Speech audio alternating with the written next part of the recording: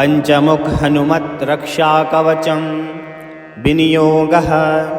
अस्य श्री पंचमुख हनुमन्मन्त्रस्य ब्रह्मा ऋषिः गायत्री छन्दः। पंचमुख विराट हनुमान देवता। ह्रीं बीजं श्रीं शक्तिः क्रौं कीलकं क्रूं कवचं क्రైं अस्त्राय फट् इति दिग्बन्धः।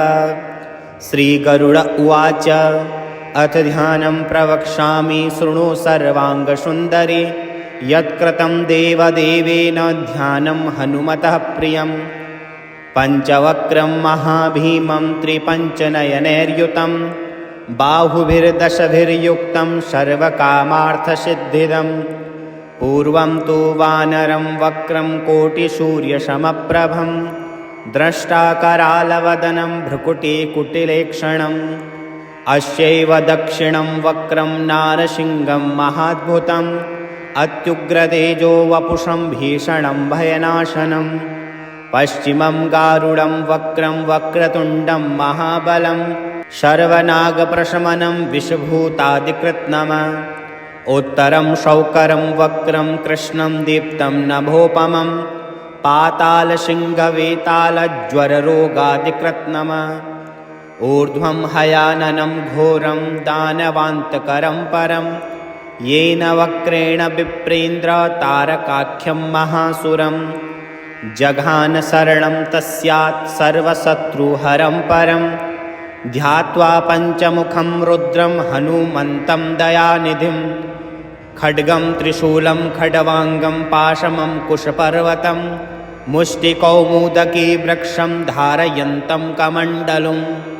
भिन्दिपालं ज्ञानमुद्रां दशभिर्मुनिपुङ्गवम् एतान्यायुधजालानि धारयन्तं भजाम्यहम्।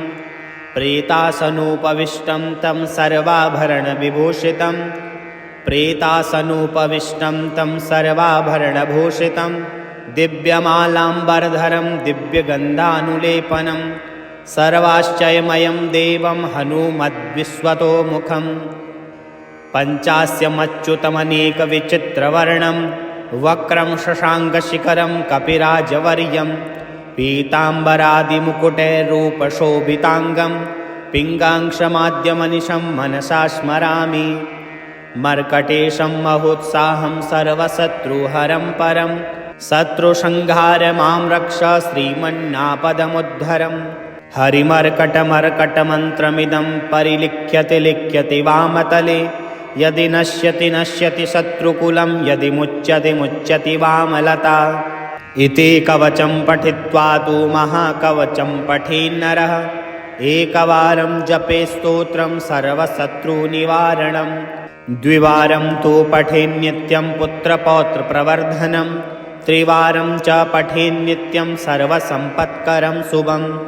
चतुर्वारं पठेन्नित्यं सर्वरोगनिवारणं पञ्चवारं पठेन्नित्यं सर्वलोकवंशकरं।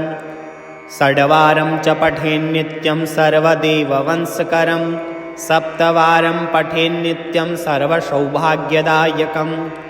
अष्टावारं पठेन्नित्यं मिष्टकामार्थसिद्धिदं नववारं पठेन्नित्यं राजभोगमवाप्नुयात्।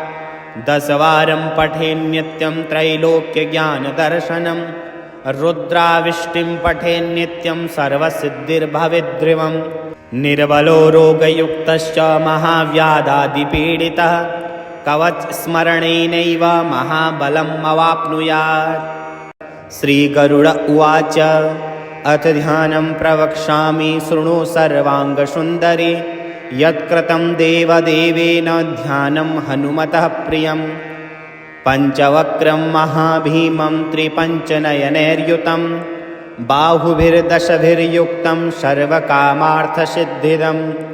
पूर्वं तु वानरं वक्रं कोटिसूर्यसमप्रभं द्रष्टाकरालवदनं भ्रुकुटिकुटिलेक्षणम्। अस्यैव दक्षिणं वक्रं नारसिंहं महाद्भुतं अत्युग्रतेजो वपुषं भीषणं भयनाशनं। पश्चिमं गारुडं वक्रं वक्रतुण्डं महाबलं सर्वनागप्रशमनं विषभूतादिकृत्नम।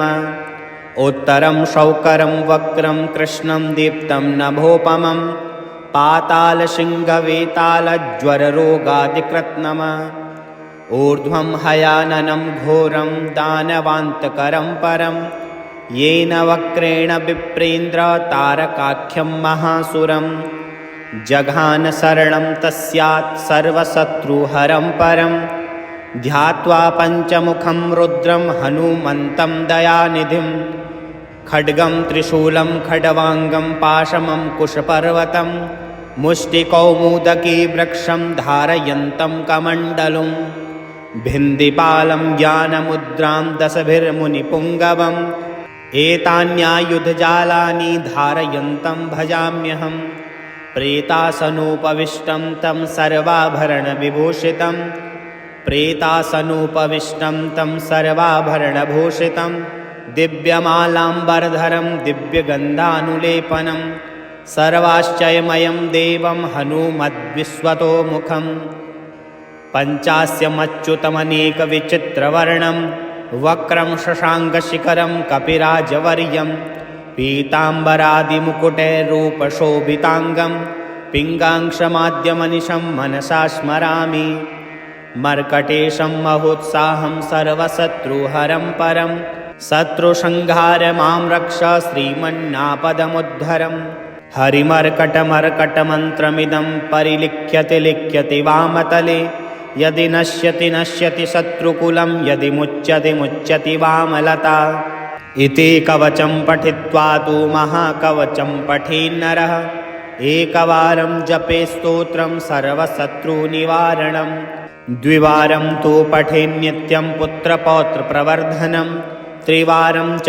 पठेन्नित्यं सर्वसम्पत्करं शुभं चतुर्वारं पठेन्नित्यं सर्वरोगनिवारणं पञ्चवारं पठेन्नित्यं सर्वलोकवंशकरं षड्वारं च पठेन्नित्यं सर्वदेववंशकरं सप्तवारं पठेन्नित्यं सर्वसौभाग्यदायकम् अष्टावारं पठेन्नित्यं मिष्टकामार्थसिद्धिदं नववारं पठेन्नित्यं राजभोगमवाप्नुयात् दशवारं पठेन्नित्यं त्रैलोक्यज्ञानदर्शनं रुद्राविष्टिं पठेन्नित्यं सर्वसिद्धिर्भवेद्ध्रुवं निर्बलो रोगयुक्तश्च महाव्याधादिपीडितः कवचस्मरणेनैव महाबलम् अवाप्नुयात्।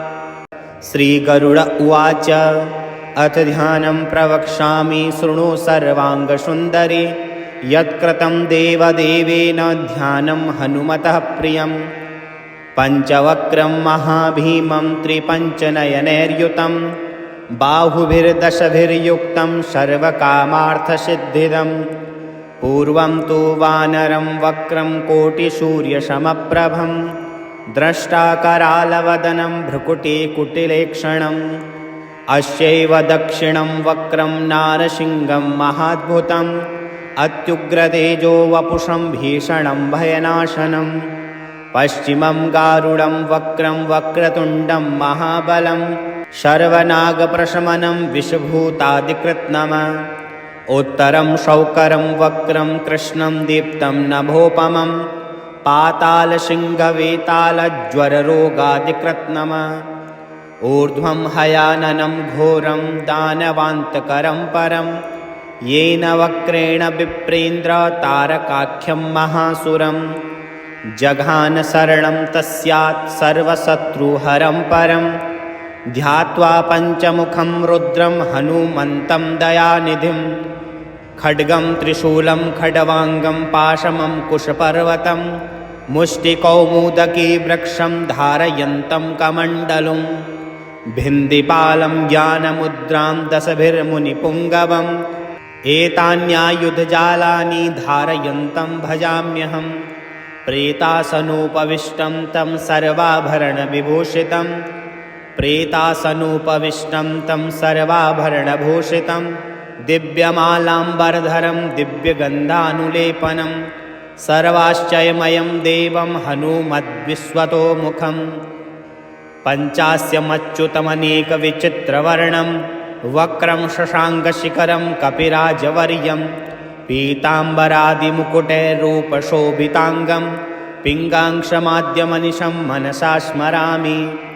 मर्कटेशं महोत्साहं सर्वशत्रुहरं परं शत्रुसंहार मां रक्ष श्रीमन्नापदमुद्धरम्।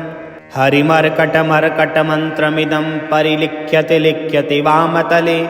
यदि नश्यति नश्यति शत्रुकुलं यदि मुच्यति मुच्यति वामलता। इति कवचं पठित्वा तु महाकवचं पठेन्नरः।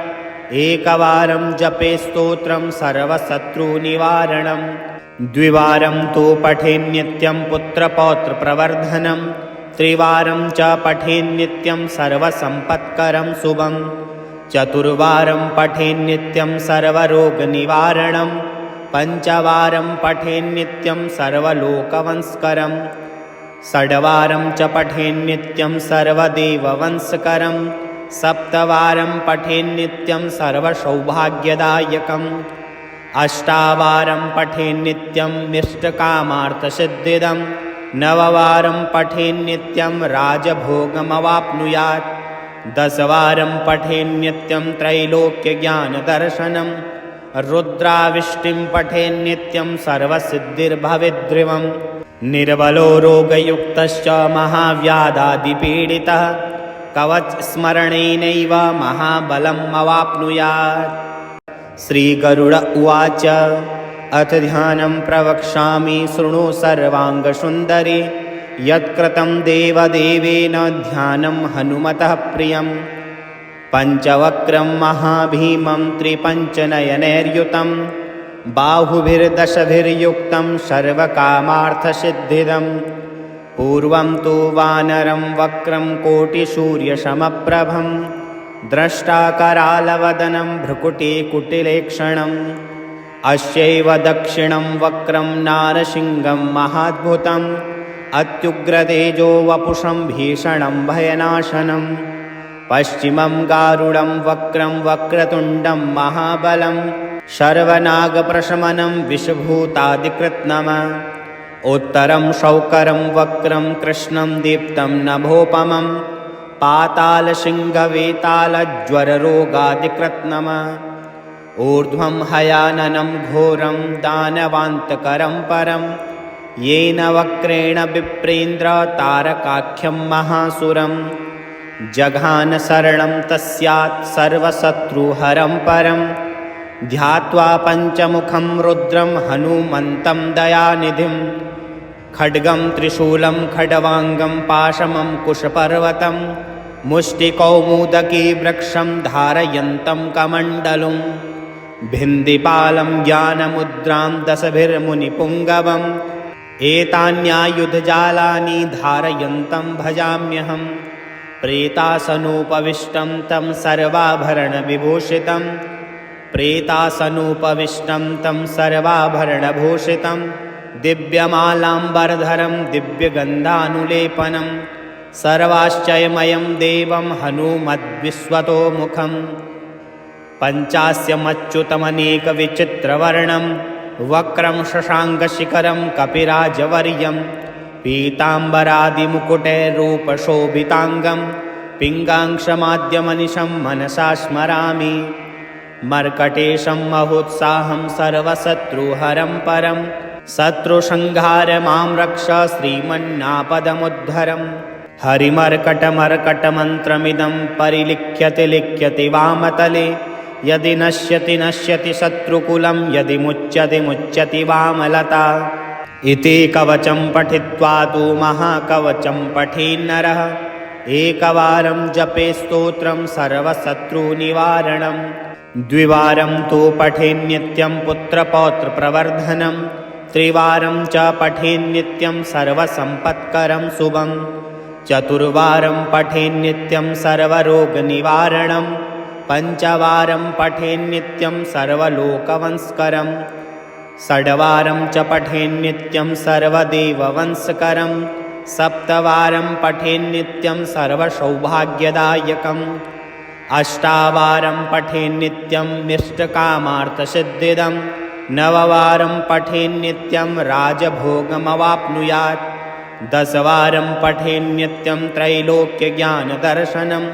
रुद्राविष्टिं पठेन्नित्यं सर्वसिद्धिर्भवेद्ध्रुवम् निर्बलो रोगयुक्तश्च महाव्याधादिपीडितः कवचस्मरणेनैव महाबलम् अवाप्नुयात्।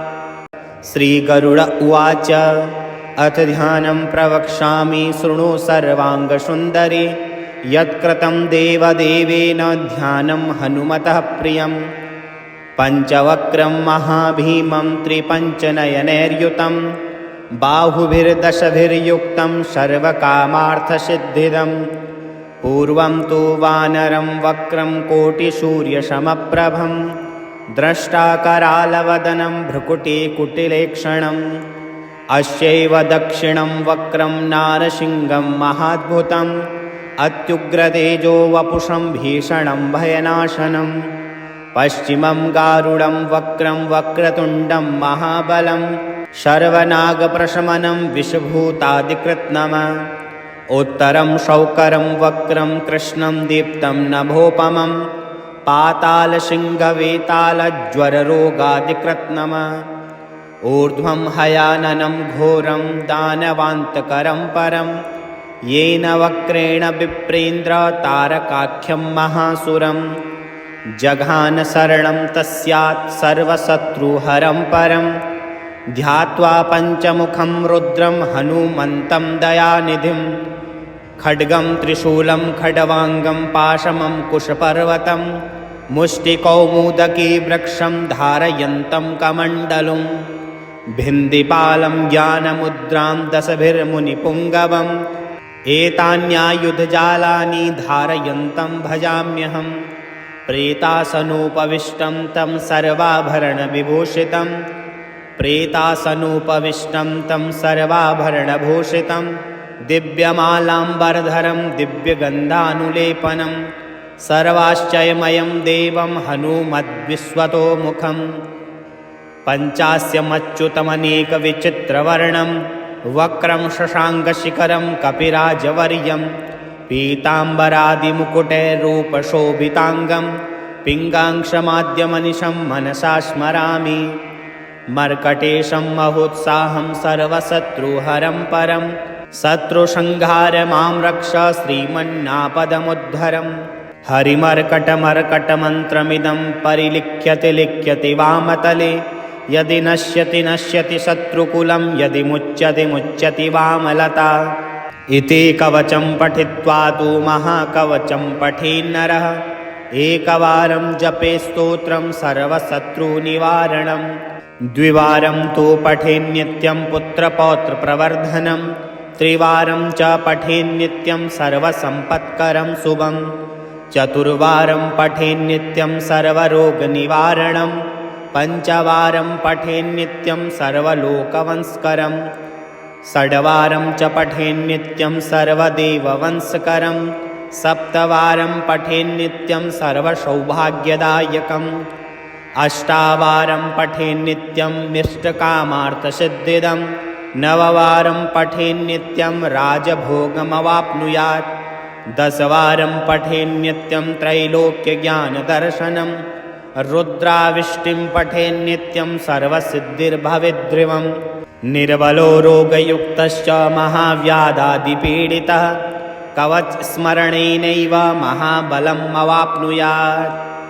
श्रीगरुड उवाच अथ ध्यानं प्रवक्ष्यामि शृणु सर्वाङ्गसुन्दरि यत्कृतं देवदेवेन ध्यानं हनुमतः प्रियं पञ्चवक्त्रं महाभीमं त्रिपञ्चनयनैर्युतं बाहुभिर्दशभिर्युक्तं सर्वकामार्थसिद्धिदं पूर्वं तु वानरं वक्रं कोटिसूर्यसमप्रभं द्रष्टाकरालवदनं भ्रुकुटिकुटिलेक्षणम् अस्यैव दक्षिणं वक्रं नारसिंहं महाद्भुतम् अत्युग्रतेजो वपुषं भीषणं भयनाशनं पश्चिमं गारुडं वक्रं वक्रतुण्डं महाबलं सर्वनागप्रशमनं विषभूतादिकृत्नम उत्तरं शौकरं वक्रं कृष्णं दीप्तं नभोपमं पातालसिंहवेतालज्वररोगादिकृत्नम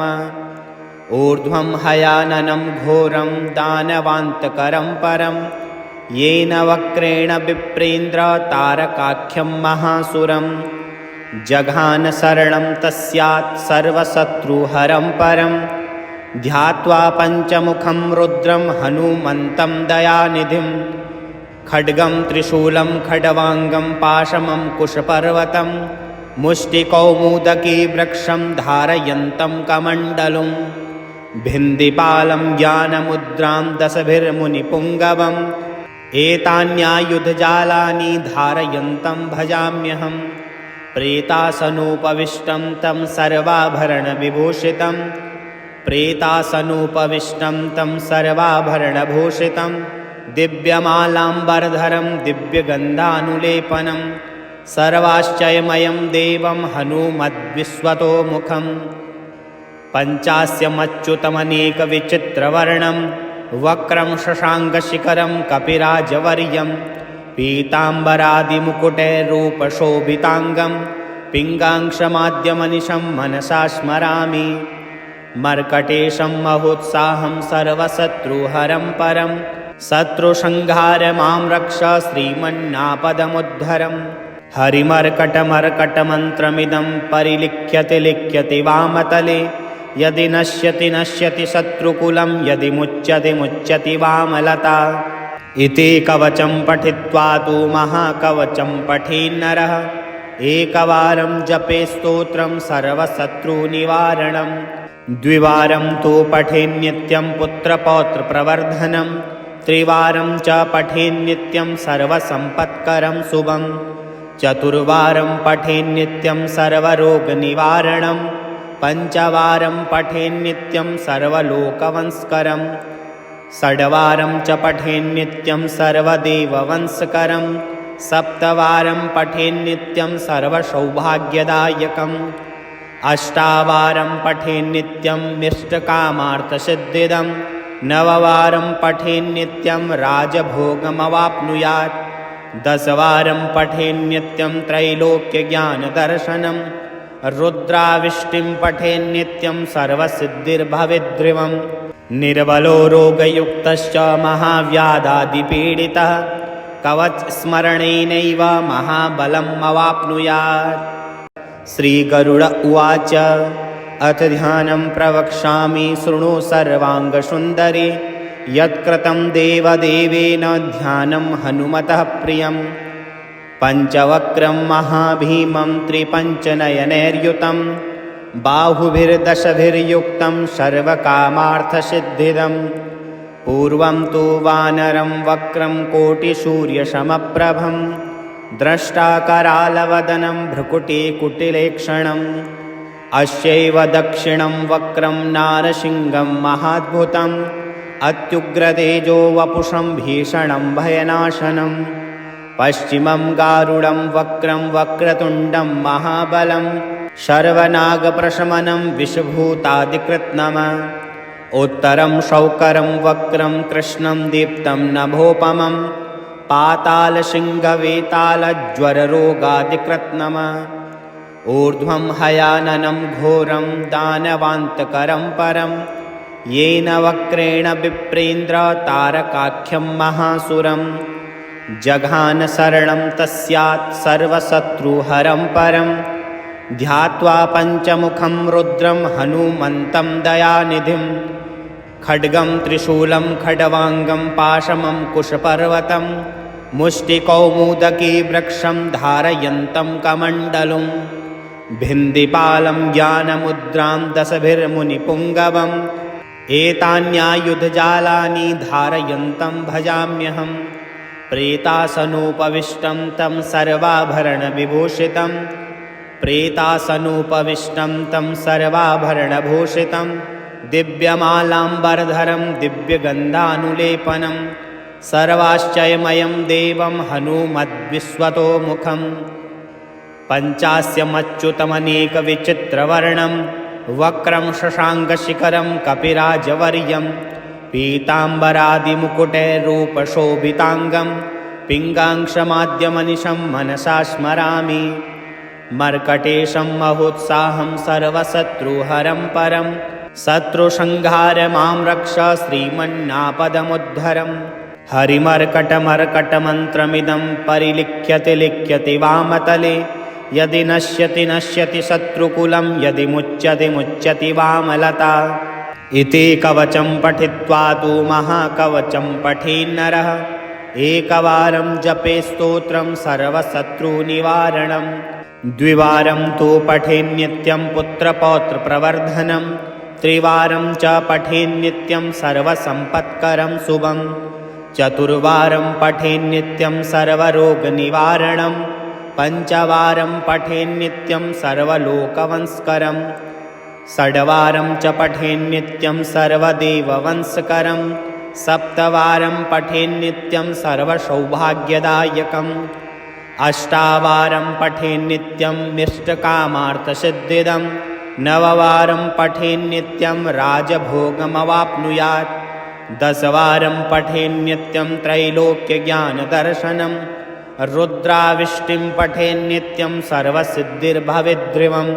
निर्बलो रोगयुक्तश्च महाव्याधादिपीडितः कवचस्मरणेनैव महाबलम् अवाप्नुयात्। श्रीगरुड उवाच अथ ध्यानं प्रवक्ष्यामि शृणु सर्वाङ्गसुन्दरि। यत्कृतं देवदेवेन ध्यानं हनुमतः प्रियं। पञ्चवक्त्रं महाभीमं त्रिपञ्चनयनैर्युतं। बाहुभिर्दशभिर्युक्तं सर्वकामार्थसिद्धिदं। पूर्वं तु वानरं वक्रं कोटिसूर्यसमप्रभं। द्रष्टाकरालवदनं भ्रुकुटिकुटिलेक्षणम्। अस्यैव दक्षिणं वक्रं नारसिंहं महाद्भुतम्। अत्युग्रतेजो वपुषं भीषणं भयनाशनं।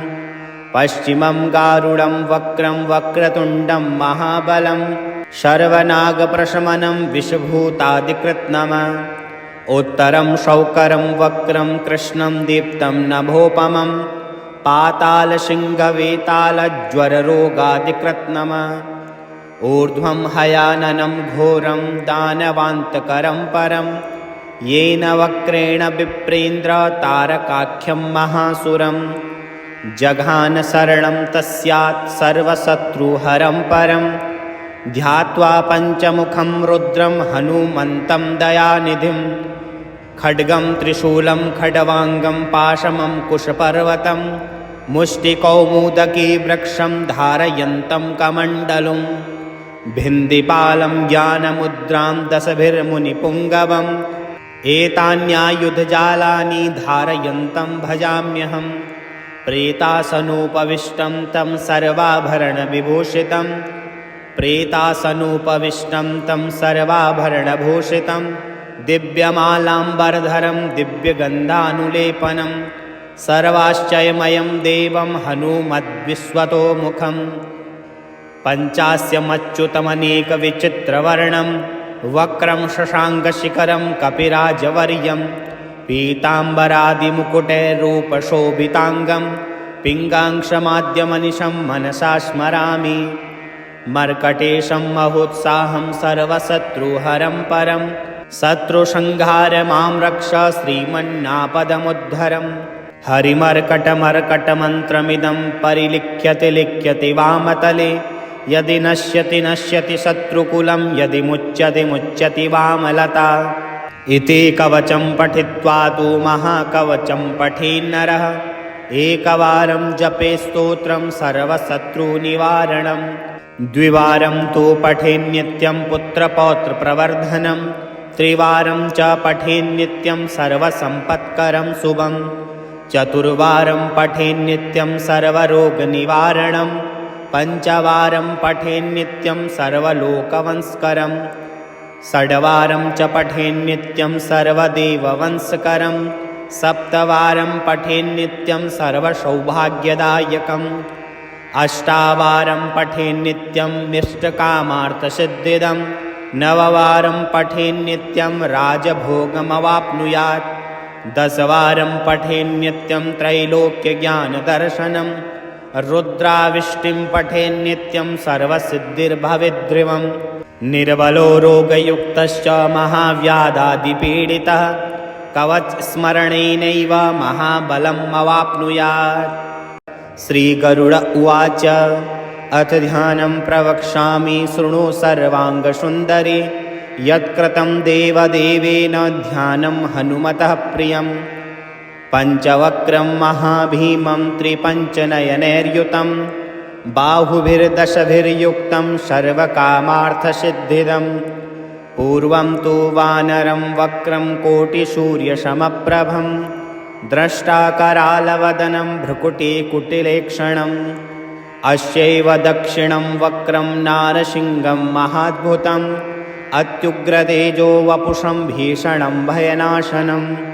पश्चिमं गारुडं वक्रं वक्रतुण्डं महाबलं सर्वनागप्रशमनं विषभूतादिकृत्नम। उत्तरं शौकरं वक्रं कृष्णं दीप्तं नभोपमं पातालसिंहवेतालज्वररोगादिकृत्नम। ऊर्ध्वं हयाननं घोरं दानवान्तकरं परं येन वक्रेण विप्रेन्द्र तारकाख्यं महासुरं। जघान शरणं तस्यात् सर्वशत्रुहरं परं ध्यात्वा पञ्चमुखं रुद्रं हनुमन्तं दयानिधिं। खड्गं त्रिशूलं खड्वाङ्गं पाशमं कुशपर्वतं मुष्टिकौमुदकी वृक्षं धारयन्तं कमण्डलुं। भिन्दिपालं ज्ञानमुद्रां दशभिर्मुनिपुङ्गवम् एतान्यायुधजालानि धारयन्तं भजाम्यहं। प्रेतासनोपविष्टं तं सर्वाभरणविभूषितं प्रेतासनोपविष्टं तं सर्वाभरणभूषितं दिव्यमालाम्बरधरं दिव्यगन्धानुलेपनं सर्वाश्चर्यमयं देवं हनुमद्विश्वतोमुखम्। पञ्चास्यमच्युतमनेकविचित्रवर्णं वक्रं शशाङ्कशिखरं कपिराजवर्यं पीताम्बरादिमुकुटैरूपशोभिताङ्गं पिङ्गाक्षमाद्यमनिशं मनसा स्मरामि। मर्कटेशं महोत्साहं सर्वशत्रुहरं परं शत्रुसंहार मां रक्ष श्रीमन्नापदमुद्धरम्। हरिमर्कटमर्कटमन्त्रमिदं परिलिख्यते लिख्यते वामतले यदि नश्यति नश्यति शत्रुकुलं यदि मुच्यति मुच्यति वामलता। इति कवचं पठित्वा तु महाकवचं पठेन्नरः एकवारं जपे स्तोत्रं सर्वशत्रुनिवारणं। द्विवारं तु पठेन्नित्यं पुत्रपौत्रप्रवर्धनं त्रिवारं च पठेन्नित्यं सर्वसम्पत्करं शुभं। चतुर्वारं पठेन्नित्यं सर्वरोगनिवारणं पञ्चवारं पठेन्नित्यं सर्वलोकवंशकरं। षड्वारं च पठेन्नित्यं सर्वदेववंशकरं सप्तवारं पठेन्नित्यं सर्वसौभाग्यदायकम्। अष्टावारं पठेन्नित्यं मिष्टकामार्थसिद्धिदं नववारं पठेन्नित्यं राजभोगमवाप्नुयात्। दशवारं पठेन्नित्यं त्रैलोक्यज्ञानदर्शनं रुद्राविष्टिं पठेन्नित्यं सर्वसिद्धिर्भवेद्ध्रुवम्। निर्बलो रोगयुक्तश्च महाव्याधादिपीडितः कवचस्मरणेनैव महाबलम् अवाप्नुयात्। श्रीगरुड उवाच अथ ध्यानं प्रवक्ष्यामि शृणु सर्वाङ्गसुन्दरि। यत्कृतं देवदेवेन ध्यानं हनुमतः प्रियं। पञ्चवक्त्रं महाभीमं त्रिपञ्चनयनैर्युतं बाहुभिर्दशभिर्युक्तं सर्वकामार्थसिद्धिदं। पूर्वं तु वानरं वक्रं कोटिसूर्यसमप्रभं द्रष्टाकरालवदनं भ्रुकुटिकुटिलेक्षणम्। अस्यैव दक्षिणं वक्रं नारसिंहं महाद्भुतम् अत्युग्रतेजो वपुषं भीषणं भयनाशनं। पश्चिमं गारुडं वक्रं वक्रतुण्डं महाबलं सर्वनागप्रशमनं विषभूतादिकृत्नम। उत्तरं शौकरं वक्रं कृष्णं दीप्तं नभोपमं पातालसिंहवेतालज्वररोगादिकृत्नम। ऊर्ध्वं हयाननं घोरं दानवान्तकरं परं येन वक्रेण विप्रेन्द्र तारकाख्यं महासुरं। जघान शरणं तस्यात् सर्वशत्रुहरं परं ध्यात्वा पञ्चमुखं रुद्रं हनुमन्तं दयानिधिं।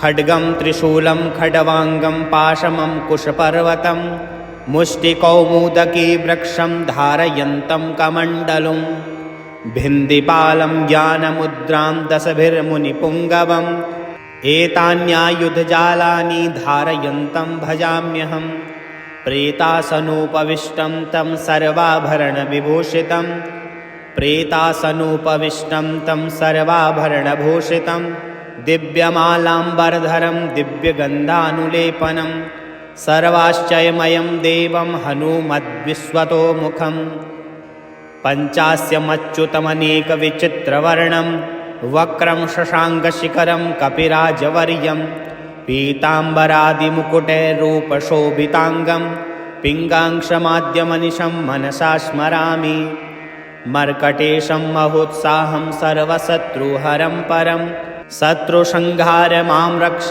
श्रीमन्नापदमुद्धरम् हरिमर्कटमर्कटमन्त्रमिदं परिलिख्यति लिख्यति वामतले यदि नश्यति नश्यति शत्रुकुलं यदि मुच्यति मुच्यति वामलता इति कवचं पठित्वा तु महाकवचं पठेन्नरः एकवारं जपे स्तोत्रं सर्वशत्रुनिवारणं द्विवारं तु पठेन्नित्यं पुत्रपौत्रप्रवर्धनं त्रिवारं च पठेन्नित्यं सर्वसम्पत्करं शुभं चतुर्वारं पठेन्नित्यं सर्वरोगनिवारणं पञ्चवारं पठेन्नित्यं सर्वलोकवंशकरं षड्वारं च पठेन्नित्यं सर्वदेववंशकरं सप्तवारं पठेन्नित्यं सर्वसौभाग्यदायकम् अष्टावारं पठेन्नित्यं मिष्टकामार्थसिद्धिदं नववारं पठेन्नित्यं राजभोगमवाप्नुयात् दशवारं पठेन्नित्यं त्रैलोक्यज्ञानदर्शनं रुद्राविष्टिं पठेन्नित्यं सर्वसिद्धिर्भवेद्ध्रुवं निर्बलो रोगयुक्तश्च महाव्याधादिपीडितः कवचस्मरणेनैव महाबलम् अवाप्नुयात्